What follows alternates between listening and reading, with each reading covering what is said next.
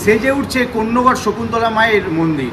আপনারা দেখতে পাচ্ছেন ঠিক আমার পেছনে দেখাচ্ছি মন্দিরকে এইভাবে ঢেলে সাজানো হচ্ছে, মন্দির রং করা হয়েছে, প্যান্ডেল চলছে এবং এখন দেখা যাচ্ছে যে ইলেকট্রিকের কাজ চলছে। 136তম বর্ষে পদার্পণ করল শকুন্তলা মায়ের পুজো। এই বছর শনিবার 26শে এপ্রিল পুজো।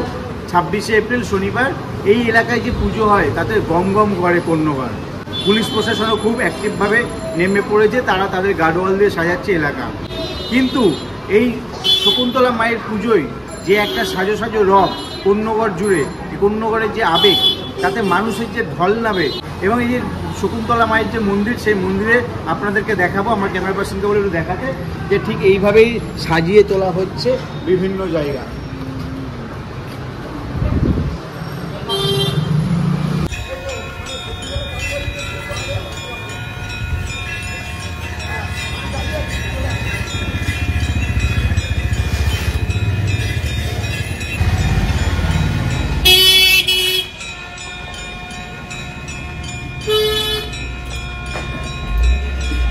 এবার পেটি বেছে বিরিয়ানির পয়সা হবে না।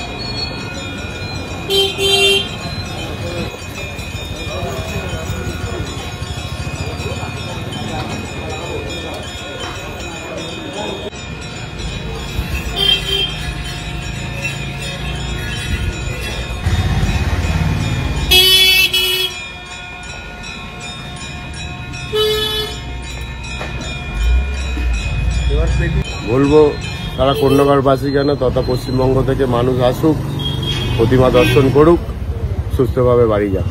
পাচ্ছেন দিন খুব সামনে, আর 2-3 দিন বাকি।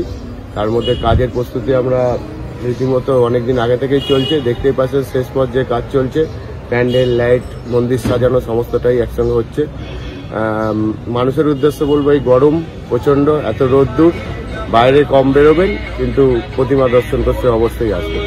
আর ধরুন আমাদের রাত্রি 12টা থেকে জল ঢালা স্টার্ট হবে, আমাদের দুপুর 12টা অবধি জল ঢালা, এবং তারপর থেকে আমরা প্রতিমাকে আনতে যাব দুপুর 3টের সময়। প্রতিমার আমাদের প্রচুর গয়না পরাতে হয়, গয়না পরাতেই 3-4 ঘন্টা আমাদের টাইম লাগে। তারপরে ওখান থেকে আমাদের প্রতিমা আনার টাইম হচ্ছে 5:59। তখন আমরা 5:59 ঠাকুর নিয়ে বেরিয়ে কাঁধে করে আমাদের ঠাকুর আসে।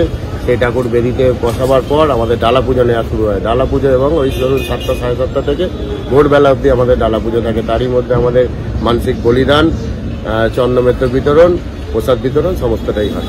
এই 5:59 ঠাকুর আনতে হবে এবং কাঁধে করে আনতে হবে, গাড়ি ব্যবহার হয় না, এটা কেন? এটা বংশ পরম্পরা, আজকে আজ থেকে নয়, বহুদিন যাবৎ এটা হয়ে আসছে এইভাবে। আমি হচ্ছে সম্পাদক পাখি গোপাল করা। হুগলির কন্যগড় থেকে সৌম্যজিতের সঙ্গে প্রসেনজিৎ, হিন্দুস্তান টিভি।